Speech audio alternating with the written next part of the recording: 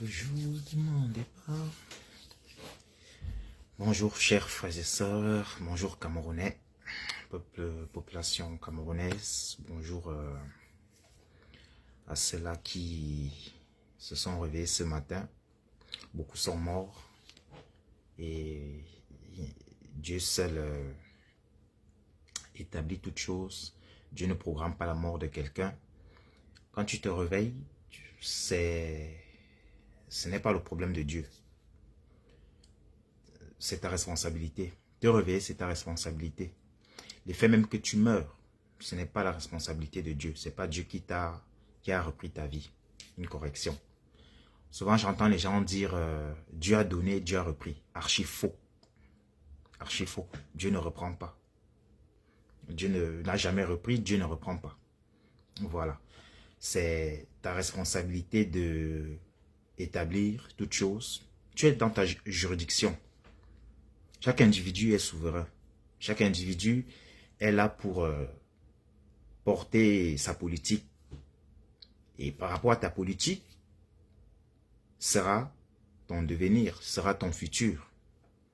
Voilà. Donc il y a des gens qui sont fiers de leur réussite, ils n'ont pas demandé l'avis de Dieu. Pourquoi ça sera le problème de Dieu si tu te réveilles ou si tu meurs? Ce n'est pas son problème. La seule chose que Dieu veut, c'est que l'homme soit heureux. Maintenant, ce qui concerne Dieu, c'est que l'homme puisse revenir à lui. Parce qu'au départ, c'était ainsi. Dieu fait l'homme à son image et à sa ressemblance. Ça n'a rien de chrétien, ça n'a rien de religieux, ce que je dis. Déjà, il faut faire la différence entre la religion et la chrétienté. La religion veut dire au détriment de l'homme. Tu fausses une loi, toi l'homme, tu es supprimé. Ça, c'est la religion. Donc, la religion ne donne pas l'amour. Elle privilégie la parole à l'homme. Or, le christianisme, c'est l'établi de la personne de Dieu dans notre système de vie. Voilà. C'est-à-dire, on vit pour Dieu, on est identifié comme étant des individus appartenant à Dieu. Voilà. Pourquoi? Parce qu'on manifeste les œuvres de Dieu, on a l'esprit de Dieu en nous. Tout le monde n'a pas l'esprit de Dieu. Tout le monde ne l'a pas. Il y en a ceux qui... un païen n'a pas l'esprit de Dieu. Voilà. Un païen ne l'a pas. Il vit sa vie comme il veut, quand il veut et où il veut. Voilà, c'est comme ça. C'est une bénédiction pour tout le monde et Dieu fait grâce. Donc, que Dieu soit béni. Aujourd'hui, je vais parler d'un sujet. Un sujet très simple, mais que des gens, pronoms définis, que des gens bannissent, que des gens mettent à la poubelle. C'est dommage.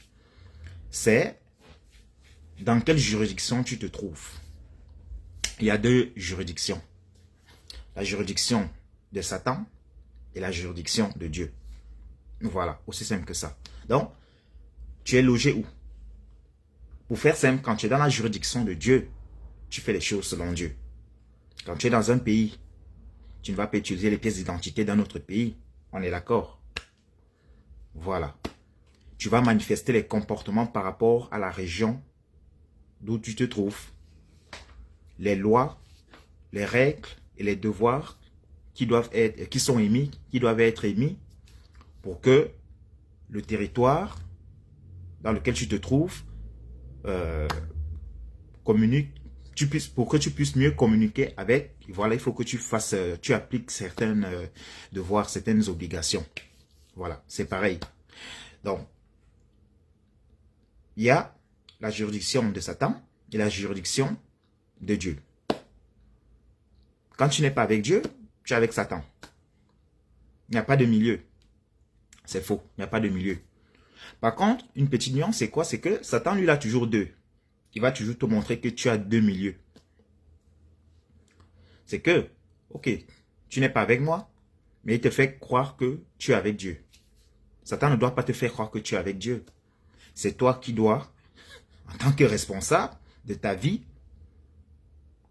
tu dois comprendre que c'est à moi de faire ça. C'est à moi de choisir où je dois partir. Dieu ne te fait pas comprendre que tu es avec lui, non. Quand tu as Dieu en toi, tu le sais. Ça se manifeste. Voilà, c'est comme ça. Tu ne peux pas vivre sans Dieu. Tu ne peux pas vivre sans Dieu. Il y a ce que j'appelle des semblants de vie. Pour mettre la paix dans la vie de tout un chacun, tu peux prospérer dans la vie sans Dieu. Oui, bien sûr, tu peux.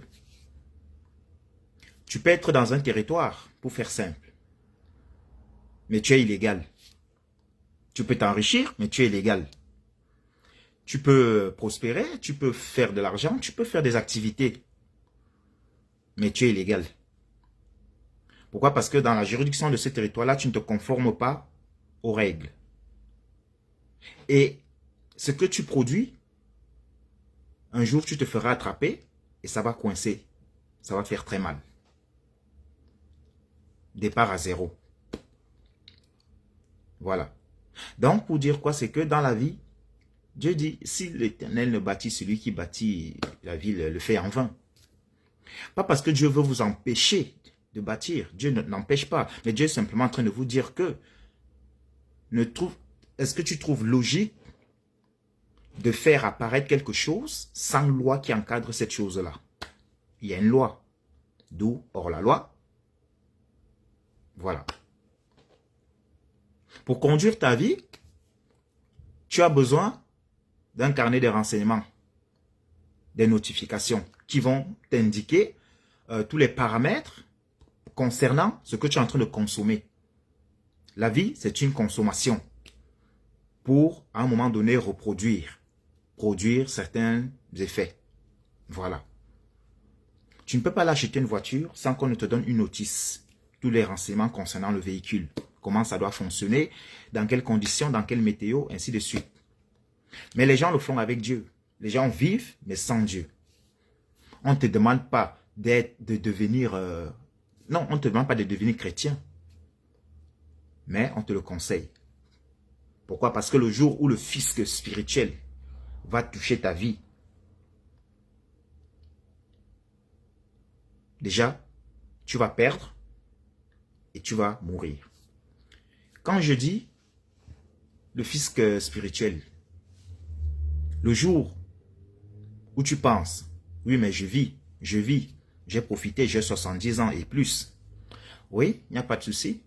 Mais ça, c'est... Dieu ne pense pas comme les hommes. Tu as le droit de vivre. Tu finis ta vie, mais quand tu vas mourir, tu devras rendre des comptes. Ah oui, ça là-bas, tu ne peux pas... Il n'y a pas de corruption. Hein? Non, il n'y a pas de corruption. Parce que tu as été irresponsable sur la terre. Quelqu'un qui n'a pas Dieu sur terre est un irresponsable. Voilà, c'est comme ça. Pourquoi irresponsable? Parce que l'effet de ne pas avoir Dieu n'est pas parce que tu ne veux pas. Non. L'effet de ne pas avoir Dieu, c'est parce que tu as choisi un chemin où tu crois que c'est la vérité. Un chemin selon toi. Tu refuses la pensée de Dieu. Tu refuses de t'habiliter par rapport à la vision que Dieu donne. Tu le tournes le dos. Mais il y a des fois, tu évoques le nom de Dieu parce que tu sais que Dieu est Dieu. Mais tu continues tes affaires. C'est comme une femme que tu maries et vous rentrez chez vous, mais elle fait à sa manière, alors qu'elle est dans ta maison. L'homme, c'est l'image de Dieu, l'homme qui doit être viril, structuré, avec de l'autorité. Autorité qui veut dire capacité à ouvrir et à porter tout ce qui est autour de lui pour pouvoir permettre une évolution. La femme, c'est l'image de l'humanité qui doit porter la vision que l'homme a et avec l'énergie qu'il reçoit de l'homme, promouvoir la vision de son mari. Donc, vivre sans Dieu, c'est délaisser la vision de Dieu. Fonce prendre quelque chose où tu n'as pas le système de renseignement, tu seras en échec. J'ai toujours dit, les pauvres d'aujourd'hui sont ceux dont les parents étaient riches hier. Et s'ils avaient Dieu, si ton grand-père avait Dieu, Dieu devait lui donner une vision, une tracée pour protéger ses descendants, sa 8e génération, qui est toi aujourd'hui. Tu es dans une situation parce que l'arrière-arrière-grand-père n'était pas avec Dieu, ou la grand-mère, ainsi de suite. Ton père n'a pas payé un prix, ton père n'a pas saisi Dieu. Il faisait à sa façon. Aujourd'hui, tu fais à ta manière. Ça va se répéter. Ça va se répéter. Le ciel est au-dessus de nous. Et quand tu n'as pas Dieu, tu es dominé par tout élément. Tu n'es pas dominant, tu es dominé. Vivre sans Dieu, c'est inconscient. Dans une certaine dimension, pour les fragiles, voilà, c'est péché. Voilà. On est fait à l'image et à la ressemblance de Dieu. Pour conduire, afin d'avoir cette capacité à conduire ce qui vient de notre esprit. Quand on renie cette réalité divine, on ne contrôle plus notre esprit. Et notre âme aussi. Notre âme est soumise maintenant à un vide. Et dans le vide, il n'y a pas l'autorité. Il y a ce que j'appelle les tentations telles que l'hédonisme, c'est-à-dire cette volonté, ce désir à vouloir se procurer sans substance de travail que de la jouissance. Et c'est dans le monde dans lequel les gens vivent aujourd'hui. Une vie sans Dieu, c'est une vie qui va apporter le désordre, qui va apporter des maladies chroniques, des maladies éternelles. Toujours les mêmes maladies, toujours les mêmes choses. Aujourd'hui, tel que le monde est perdu parce que il a tourné le dos à Dieu. Des forces humaines te font comprendre que non, Dieu n'existe pas. Ceci, cela. La croyance de l'homme fait exister des paramètres. Lorsque tu mets absent la personne de Dieu dans ta vie, il y aura quelque chose d'autre qui va apparaître. D'autres forces. Qui vont, eux, utiliser ce que Dieu a établi pour pouvoir te contrôler toi. Pour info, Satan utilise la puissance qu'il a reçue de Dieu. Satan utilise la parole. Satan utilise ce que Dieu a créé pour pouvoir te soumettre. Satan n'a rien inventé. Non. Satan est juste quelqu'un qui est soumis à la puissance de Dieu. Maintenant, Satan, il est là pour te manipuler. Manipuler pour dire que tu as en toi une capacité à procréer, à générer une force, une puissance pour la gloire de Dieu. Maintenant, l'objectif de Satan, c'est de détourner cette puissance-là et t'amener à un échec. Prenons un exemple, les joueurs de foot, les gens qui gagnent beaucoup d'argent, tous ceux qui ont un métier quelconque ou qui n'ont pas, mais qui n'ont pas Dieu. Satan va les détourner pour son intérêt, pour sa vision à lui. Parce que Satan, si Dieu a des projets pour toi, Satan a aussi des projets pour toi. Et oui, c'est comme ça. J'ai dit, Dieu ne se répand pas de ses dons. Quelqu'un qui va devenir milliardaire sans Dieu, un bon joueur de foot qui gagne des millions, sans Dieu.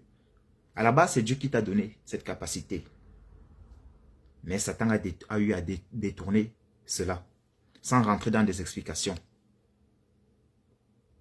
Dieu, ce n'est pas Seigneur, Seigneur, Seigneur. Il y a des fruits pour ça. Il y a des fruits. Ceux qui ont l'esprit, quand ils regardent quelconque personne, ils savent que celui-là, il porte Dieu en lui. On ne parle pas de la grâce. On ne parle pas de la grâce. Dieu fait grâce, oui. Mais on parle de la maturité spirituelle. Quand, à un moment donné, tu dois être mature, tu dois gérer les dossiers que Dieu te donne. Tu ne dois pas être sous une tutelle. Dieu n'a pas créé l'homme pour être sous tutelle, non. Dieu a créé l'homme pour être dépendant à lui, portant des gestions, portant des manœuvres pour le bonheur de ses descendants. Donc, à un moment donné, tu dois œuvrer pour Dieu et apporter un résultat pour le bien-être de ton environnement, présent et futur. Vivre sans Dieu, c'est déjà être soumis à la mort. Dieu dit à Noé, je ne vais plus détruire le monde. Une fois, je l'avais dit, qu'est-ce que cela veut dire? Dieu est en train de typifier, Noé typifie la personne de Christ. Dieu est en train de dire à Noé que tous ceux qui seront avec toi vivront. Or, Noé avait Dieu. C'était la personne de Christ. Noé, c'était le chemin, la vérité et la vie. Il typifiait la personne de Christ. Donc, tous ceux qui ne sont pas avec Christ mourront. Dieu dit, je ne vais plus détruire le monde. Le monde que tu vas faire, c'est le tien. Donc, ceux qui seront avec toi, parce que tu es là, parce que tu as la personne, l'Esprit de Dieu en toi, tous ceux qui sortiront de toi ne mourront pas. Donc, tous ceux qui sortent de Christ ne meurent pas. Mais ceux qui ne seront pas avec Christ mourront. Aujourd'hui, les gens sont, le déluge se manifeste d'une autre façon. Les gens meurent. C'est pas normal. C'est pas normal que les gens meurent de cette façon. C'est pas normal que les gens souffrent de cette façon. Quelqu'un une fois m'avait posé la question, pourquoi, si Dieu est juste, pourquoi quelqu'un meurt, pourquoi quelqu'un est handicapé? Il m'a posé cette question, j'ai ri. J'ai dit, en quoi c'est la responsabilité de Dieu si quelqu'un naît? Dieu n'a aucune responsabilité. C'est la responsabilité de l'homme. Dieu a créé toutes choses parfaites.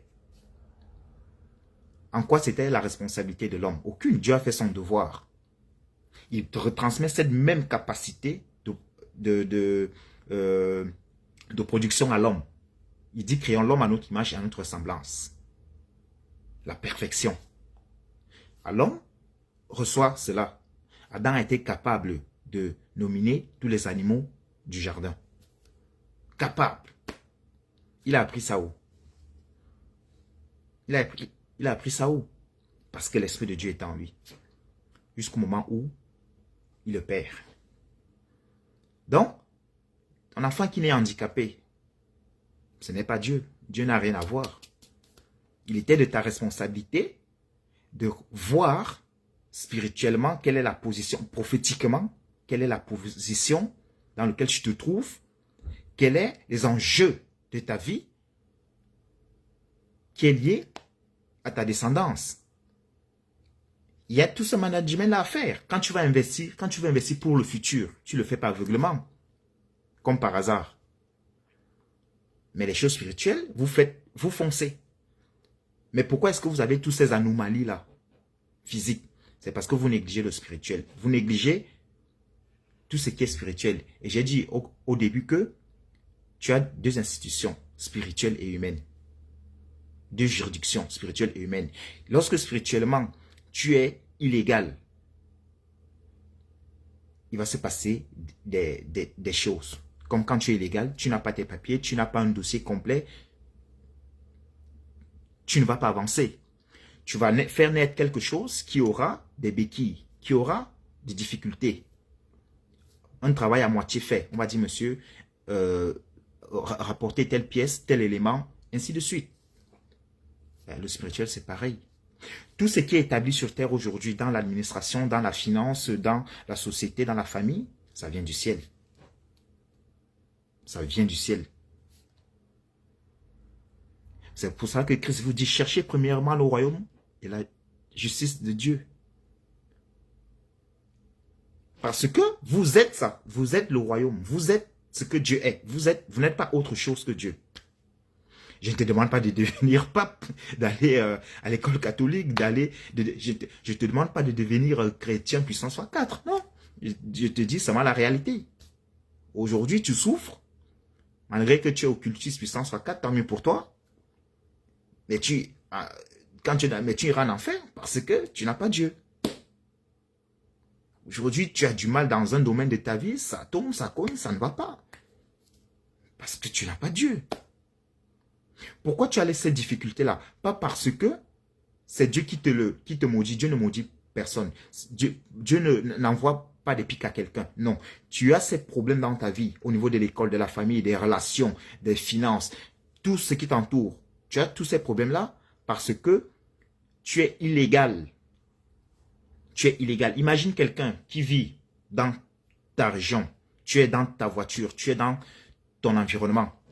Tu as une maison, l'État ne sait pas où tu as pris l'argent pour avoir cette maison. L'État ne sait pas d'où tu viens pour aller dans une commune et réclamer une pièce d'identité. On va dire, tu viens d'où? D'où vient cet argent, cette voiture? Comment tu es sur une route sans permis? Tu auras des problèmes, on est d'accord. Et bien spirituellement, c'est pareil. On va dire, madame, vous ne pouvez pas faire cet enfant. Le ciel va te dire illégalement, tu es illégal, tu ne peux pas faire cet enfant. Tu es illégal. Voilà pourquoi je parle du prophétique. Le prophétique, c'est quoi? Le prophétique, c'est l'atmosphère c'est l'atmosphère de la pensée de Dieu. Voilà. Le prophétique, c'est l'atmosphère de la pensée de Dieu. Si tu n'es pas dans la pensée de Dieu, comment tu veux réussir à vivre? C'est impossible. Impossible. Tu ne peux pas. Au fait, pour avoir la paix, il y a des gens, ils sont debout, mais au ciel, ils sont déjà morts. Un petit truc. Avant qu'Adam ne tombe, Dieu avait déjà vu la chute d'Adam. Dieu ne prévoit pas la chute de quelqu'un. Oh, Dieu sait ce qui va se passer dans 300 jours. Non, c'est faux. C'est faux. Mais non, c'est faux. Dieu n'est pas là pour ça. Dieu n'est pas là pour ça. Dieu n'est pas là pour ça. C'est ta responsabilité de savoir ce qui va se passer dans 100 jours. C'est ta responsabilité.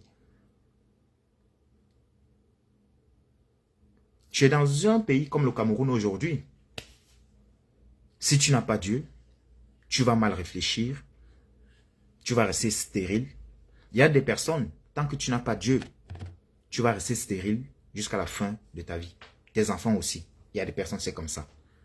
Il y a des personnes, Dieu les fait grâce de rentrer avec des richesses sur terre à cause d'une certaine alliance. Pas parce qu'ils sont meilleurs, pas parce que ceux qui pensent qu'ils ont beaucoup d'argent parce qu'ils sont meilleurs. Que Dieu vous vienne en aide, que Dieu vous pardonne. Non, non, c'est faux. Il y a des personnes, Dieu te fait naître avec zéro parce que Dieu veut commencer quelque chose avec toi. C'est à toi d'avoir l'esprit, le prophétique pour comprendre qu'est-ce qui se passe. Lisez la Bible et essayez d'être intelligent quand vous faites ces choses-là. Au lieu d'avoir tu n'as jamais été informaticien ou alors dans le domaine du numérique, mais tu es bac plus 5 pour manipuler un GSM que tu ne connais même pas l'origine de fabrication. C'est ce que j'appelle souvent la malhonnêteté spirituelle. Donc tu fais des choses qui t'arrangent, mais ce qui te concerne pour ta propre vie, tu balayes cela, il y aura des conséquences. Sans Dieu dans ta vie, tu auras des problèmes. Aussi simple que ça. L'absence de Dieu dans ta vie établit l'absence de foi. La connaissance de Dieu, le manque de connaissance dans ta vie, de Dieu dans ta vie, va apporter l'absence de la foi. Quelqu'un me dira, est-ce que Satan a la foi? Satan a vécu avec Dieu. Dans l'éternité avec Dieu. Donc, Satan s'appuie sur ses connaissances. Satan a vécu dans l'éternité avec Dieu. Or, toi, l'effet d'abord de régner ta nature. Satan n'a jamais régné lui-même. Non. Il y a deux dimensions où Satan a régné lui-même et il n'a jamais régné lui-même. C'est-à-dire la connaissance qu'il a. Il sait que ça me vient de Dieu. Je viens de Dieu. Où je dis que il a régné lui-même, c'est pour dire il s'est trompé. Il s'est cru. Le problème de Satan, c'est l'absence. Satan a aussi eu un problème de manque de foi. Le manque de foi dans ta vie va t'apporter une vie catastrophique. Donc, Dieu, c'est... Le pire, c'est que Dieu, c'est toi, c'est moi. Dieu dit, créons l'homme. Créons Olivier, Christina, Sandra, Loïc, Dominique, telle femme, tel homme, à notre image et à notre ressemblance. Voilà pourquoi, si on n'est pas dans la réglementation spirituelle, il y aura des problèmes qui vont nous dévorer. Que Dieu vous bénisse, chers Camerounais. Quand vous entendez ce genre de truc, tu dois réfléchir, tu dis, quel est maintenant le problème du Cameroun? Comment est-ce que je dois attaquer ça? C'est en allant vers Dieu pour dire, Seigneur, bon, maintenant, c'est toi, comme tu veux, où tu veux et quand tu veux. Gloire à Dieu, que Dieu vous bénisse et peuple camerounais, portez-vous bien et merci.